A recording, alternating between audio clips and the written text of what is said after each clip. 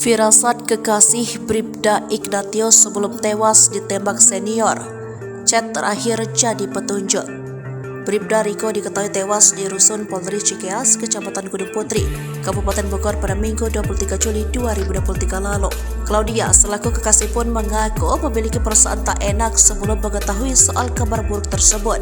Densus 88 pun sudah mengonfirmasi jika Bribda Riko tewas tertembak karena kelalaian anggotanya. Kendati demikian, pihak keluarga Bribda Riko merasa kalau kematian anaknya ini janggal dan tidak wajar. Jenazah Bribda Riko pun sudah dimakamkan di kampung halamannya di Kabupaten Melawi, Kalimantan Barat.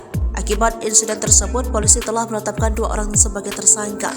Keduanya merupakan sesama anggota Polri, yakni Bribda IMS dan Bribka IG. Rupanya, beberapa hari sebelum insiden itu, kekasih Bribda Ignatius sudah punya firasat.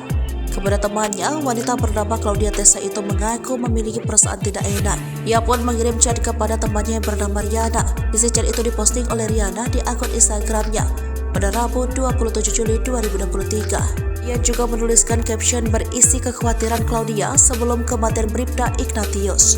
Beberapa hari sebelum dapat kabar, perasaan gue emang udah gak enak, tulis Riana. Sebelum tewas, Bribda Ignatius Dwi Frisco sempat mengabarkan sang pacar. Mbak Firasat, Bribda Ignatius sempat menceritakan hal ini kepada kekasihnya. Sebelum tewas, korban ternyata sempat mengirim chat melalui aplikasi perpesanan kepada sang kekasih. Menurut Sucipto Ombo, kuasa hukumnya, Bribda Ignatius Dwi Frisco Sirage atau yang akrab dipanggil Riko tiba-tiba dipanggil oleh seniornya. Korban diminta menghadap sekitar pukul 11 waktu Indonesia bagian Barat lebih setelah selesai bertugas. Bribda Riko mengatakan bahwa dirinya sedang dipanggil oleh seniornya. Saat ini pihaknya telah mengantongi barang bukti tersebut. Terkait langkah hukum yang akan diambil, pihaknya saat ini masih melakukan diskusi bersama keluarga korban.